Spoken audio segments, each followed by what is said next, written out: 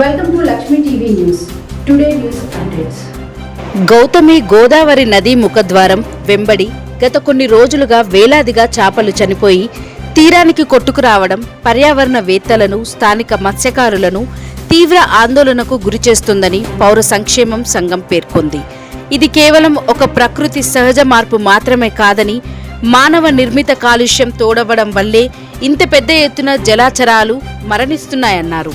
యానం ప్రాంతం సముద్రానికి దగ్గరగా ఉండడం వల్ల ఇక్కడ నది నీరు ఉప్పగా ఉంటుందని, ఇక్కడి చేపలు ఈ వాతావరణానికి అలవాటు పడి ఉంటాయని, అయితే ధవళేశ్వరం బ్యారేజ్ నుండి హఠాత్తుగా భారీగా మంచినీటిని కిందకు విడుదల చేయడం వల్ల నదిలోని ఉప్పతనం ఒక్కసారిగా పడిపోతుందని, అకస్మాత్తుగా మార్పును తట్టుకోలేక చేపల శరీరంలోకి నీరు చేరి మొప్పలు పనిచేయక ఆస్మెటిక్ షాక్ లేదా సెలెనిటీ షాక్ కారణంగా చేపలు చనిపోతున్నాయని పేర్కొంటున్నప్పటికీ రొయ్యల చెరువులు పారిశ్రామిక వ్యర్థాల విషం గతంలో లేని విధంగా ప్రస్తుతం తీరం వెంబడి గతం కంటే విపరీతంగా పెరిగిపోయిందన్నారు.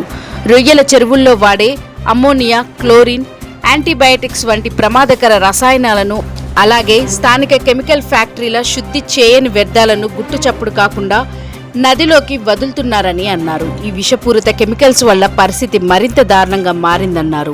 వరద నీటితో వచ్చే బురద మరియు నదిలోకి చేరుతున్న మురుగునీటి వ్యర్థాలు కుళ్ళిపోవడం వల్ల నీటిలో కరిగి ఉండే ఆక్సిజన్ స్థాయిలు పూర్తిగా పడిపోయి చేపలకు శ్వాస అందకుండా పోతుందన్నారు. ఇలాంటి ఘోరమైన పరిస్థితులు అనకాపల్లిలో ఆక్సిజన్ క్షీణత వల్ల 11 టన్నుల చేపలు చనిపోగా, ఢిల్లీలోని సంజయ్ లేక్, తమిళనాడులోని కాకలూరు చెరువు, బెంగళూరులోని సుంకల్పాల్య చెరువులో కూడా పారిశ్రామిక మురుగునీటి వ్యర్థాల వల్లే వేలాది చేపలు చనిపోయి నీటిపై తేలుతున్నాయన్నారు.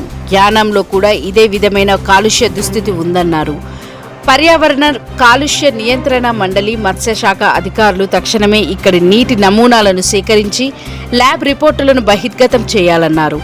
అక్రమంగా నదిలోకి రసాయన జలాలను వదులుతున్న రొయ్యల చెరువులు, ఫ్యాక్టరీలను గుర్తించి వాటిపై క్రిమినల్ కేసులు నమోదు చేయాలన్నారు. నదిలో చేపల సంపద నశించి ఉపాధి కోల్పోయిన స్థానిక బాధిత మత్స్యకార కుటుంబాలకు ప్రభుత్వం తక్షణ ఆర్థిక సహాయం అందించాలన్నారు.